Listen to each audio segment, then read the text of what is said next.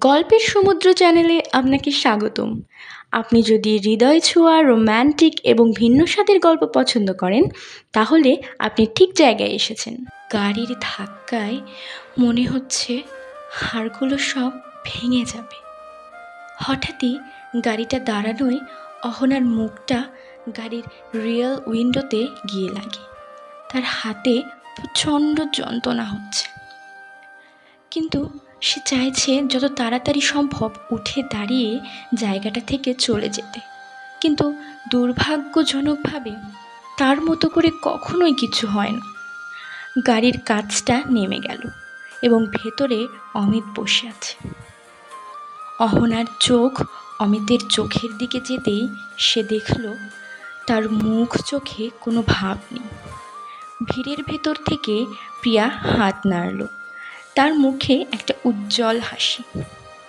সবাই জানে মিস্টার অমিত একদম মিডিয়াকে পছন্দ করেন না, অন্যান্য অভিনেতাদের মতোই। বাকিরা তাও কিছুটা জায়গা রাখে, কিন্তু সে নয়। একবার একজন রিপোর্টার মিস্টার অমিতকে ফলো করতে গিয়ে ধরা পড়ে এবং মার খায় তার হাতে। যদিও তিনি নিজেকে বাঁচানোর অজুহাত দিয়ে আইনের হাত থেকে সে যাত্রায় বেঁচে যান। অহনার ঘন কালো চোখ জানাচ্ছে সে ভয় পেয়েছে। অমিত একটা খুব সুন্দর ডার্ক গ্রে স্যুট পরে আছে এবং এমনভাবে গাড়িতে বসে আছে যাতে তার সুপিরিয়রিটি প্রকাশ পাচ্ছে। সে খুব চুপচাপ, কিন্তু মুখ দেখে তার রাগ পরিষ্কার বোঝা যাচ্ছে। তার আশেপাশের সবাই বুঝতে পারছে যে কি ঘটেছে এবং ভয়ে তাদের শ্বাস ধরে রেখেছে। আই এম সরি, অহনা বলে উঠল। তার শরীরের ব্যথা এখন সে বুঝতে পারছে না, বরং তার হাতগুলো ভয়ে ঠান্ডা হয়ে গেছে। একটু পিছিয়ে এলো সে। বেরিয়ে যাওয়ার আগেই একটা ঠান্ডা হাত এসে তার কাঁধটাকে ধরল। ভয়ে দাঁড়িয়ে সে পেছন ফিরতেই দেখল অমিত। এবার কিছু একটা ঘটবেই। অমিতের চোখের চাউনি যেন তার গলার শ্বাস বন্ধ করে দিচ্ছে। এটা কি আমাকে বিরক্ত আর উত্তেজিত করার জন্য? অহনা বুঝতে পারছে না অমিত কি বলল। অমিত কি ভাবছে অহনা এসেছে তাকে থ্রেট দিয়ে তার পরিচয় রিভিল করে দেওয়ার জন্য, নাকি ব্ল্যাকমেইল করার জন্য? না, আমি এরকম কিছুই করতে চাইনি। আমি না। অমিতের ভুল ভাবনার কথা ভেবে সে খুবই উত্তেজিত হয়ে উঠল এবং এই ভুল ভাঙাতে চাইল। কথার মাঝেই সে বুঝল অনেক রিপোর্টার তার দিকে তাকিয়ে আছে। একটু অন্যমনস্ক হলেই পুরো ঘটনাটা এক্সপোজড হয়ে যাবে। মিস্টার অমিত, আপনি আমাকে ভুল বুঝছেন। আমার এরকম কোনো ইন্টেনশন ছিল না। আমার বস আমায় অর্ডার দিয়েছেন আপনার ইন্টারভিউ নেওয়ার জন্য, তাই আমি একটু ফোর্সড ছিলাম। আর কোনো চয়েস ছিল না আমার। মিস্টার অমিত, আপনি কি আপনার স্ত্রীর নামটা বলতে পারবেন? হঠাৎই তার মাথায় এই বুদ্ধি খেলে গেল এবং কিছুটা গুছিয়ে নিয়ে একটা রিপোর্টারের মতো সে প্রশ্ন করল। তার কথা শেষ হতেই সে অমিতের দিকে একবার দেখল ভয় নিয়ে। অমিত স্থির অবস্থায় দাঁড়িয়ে তার চোখ দুটো শান্ত হয়ে রয়েছে। তাকে দেখে কেউ বলতেই পারবে না যে তার মনের ভেতর কি চলছে। অহনা খুবই ভয়ে ভয়ে ভাবছে ও আশা করছে অমিত যেন তাকে এক্ষুনি এখান থেকে তাড়িয়ে দেয়। এমন অবস্থায় গাড়ির ভেতর থেকে এক লাস্যময়ী গলা বলে উঠল, অমিত, তুমি বলে দাও না তোমার স্ত্রী কে? অহনা বুঝতে পারল গাড়ির পেছন সিটে আরও একজন বসে আছে। এই সিনেমার নায়িকা মিস মনিকা। সে নিজেকে আটকে রাখতে পারল না এবং দুজনকে বারবার দেখতে লাগলো। মনে মনে ভাবল, এজন্যই কি আমায় মাঝরাতে ফেলে চলে গিয়েছিল অমিত? কিন্তু হঠাৎই পেছন থেকে আরেকজন রিপোর্টার এগিয়ে এলো মিস মনিকার এই কথা শুনে। যেহেতু মিস্টার অমিতের কোনো খবরই বাহিরে আসে না, তাই যখনই রিপোর্টাররা নতুন কিছু পায় সেটা আর ছাড়তে চায় না। প্রচুর ছবি উঠেছে। সবাই প্রশ্ন করতে আরম্ভ করেছে মিস মনিকাকে নিয়ে। মিস্টার অমিত, আমরা কি জানতে পারি মিস মনিকাকে নিয়ে আপনি কেন সেটে ঢুকছিলেন? এটা আপনার বিয়ের দ্বিতীয় দিন আর আপনি এই ছেড়ে চলে এসেছেন? আপনি মিস মনিকাকে সাপোর্ট করার জন্য এসেছেন? মিস্টার অমিত, আমরা কি জানতে পারি আপনার স্ত্রীকে? তিনি কি এই ইন্ডাস্ট্রির কেউ? পরপর অমিতের দিকে প্রশ্ন আসতে থাকে। সে গম্ভীর গলায় বলে উঠল, আপনারা যখন এতটাই কিউরিয়াস, তাহলে লেট মি টেল ইউ। অহনার এসব দেখে মনে হলো কিছু একটা বাজে ঘটবে এবার। আর সত্যিই তা ঘটল। অহনা সম্পূর্ণ হতবাক হয়ে অমিতের দিকে তাকিয়ে আছে। সে কি সত্যিই তাদের সম্পর্কটার ব্যাপারে পাবলিকলি কথা বলতে চায়? হা হা করে একটা অট্ট হাসিতে নিস্তব্ধতা ভাঙল।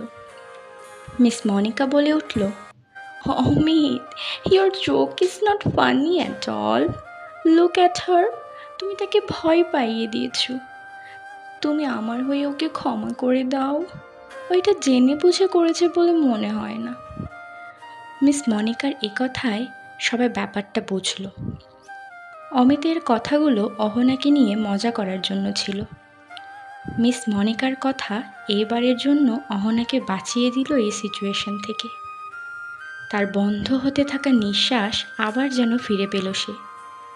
একটা আলতো হাসি দিয়ে অমিত মুখের দিকে তাকাতেই তার অনুভূতিহীন মুখটা সে দেখতে পেল।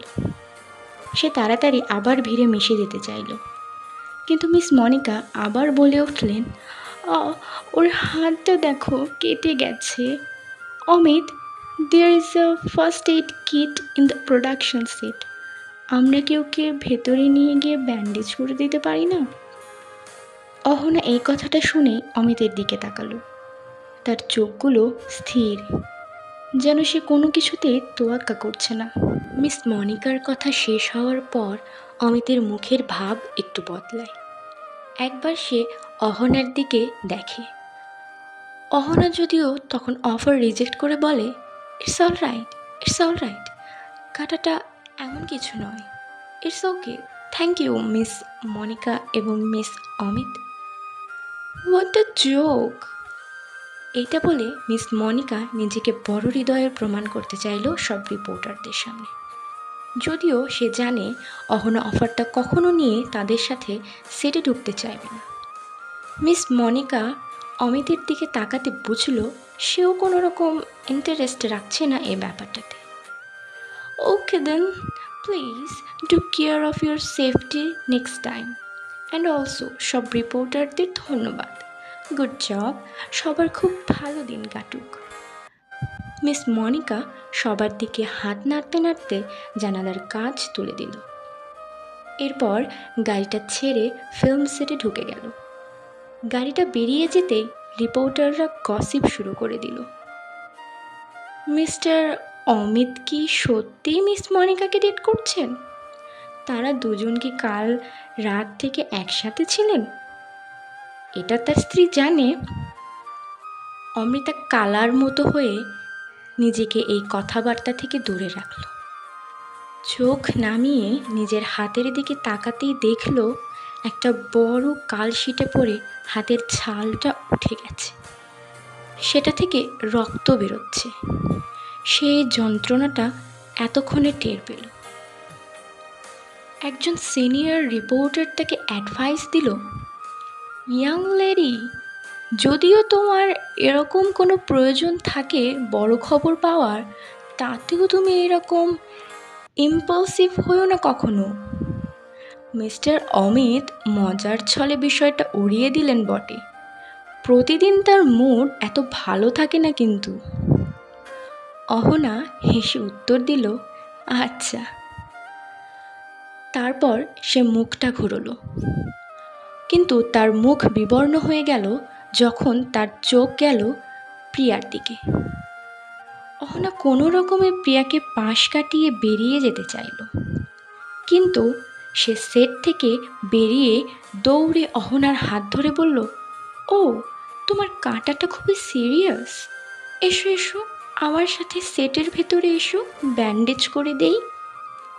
অহনা তাকে রিজেক্ট করে দেওয়ার আগেই প্রিয়া আস্তে আস্তে বলল, এটা মিস্টার অমিতের অর্ডার।